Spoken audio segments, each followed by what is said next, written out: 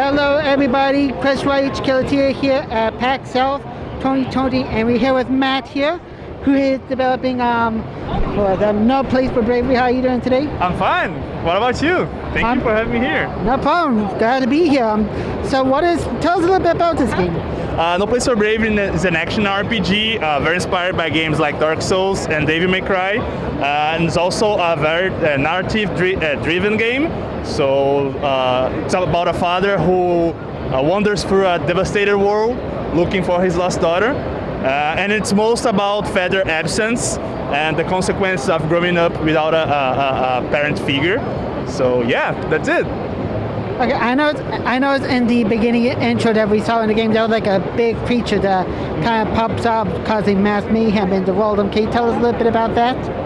Come again? The creature in the intro video. All right, yeah. The game is a low fantasy medieval game, so there's a lot of gods, giants, and creatures. There's this whole war between like men and giants. I won't spoil the game lore, because yeah, that's a bit of a bummer. But yeah, there's a lot of this kind of things throughout the game that you're gonna discover by exploring rhythm paths and exploring other parts of the world. So that's a deep world building and lore to it. Okay, and also in this demo we have a few different weapons that we play with, like with a sword and like a throwing knife at a sub weapons. What kind of other weapons can we expect? All right, so right now what I can tell you, that's a sword and a hammer, but there are also like other weapons, and the whole gameplay and combat system is based on the right time of using this kind of weapons. So there is no like +1 swords or +10 on strengths. All the game combat progression is based on timing and pairing and using the right weapon at the right time. So yeah, that's a big deal in the game. Now you mentioned it's kind of like a Souls-like game, but you also mentioned earlier that there was also like several different accessibility options with the game as well. Yeah, that's right. There's one thing with like Souls-like-ish games that I particularly like.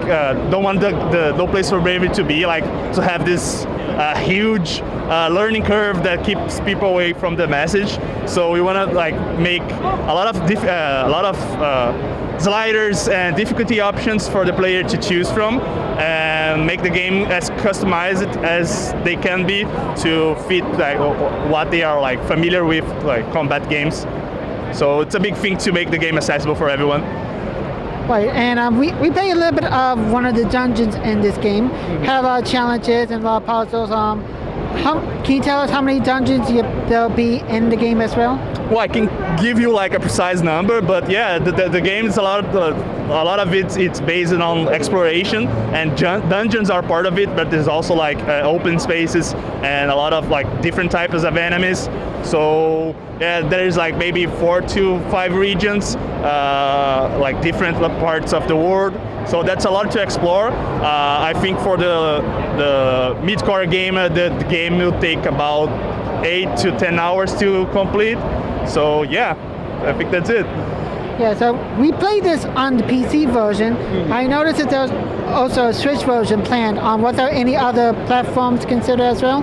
For now, that's where coming on full release on Q3. But who knows? If people like the game, of course we're gonna think about it. Okay, well, thank you for your time, Matt. We enjoyed this game. And have a great event. Will do. And keep it here from our PAX East coverage.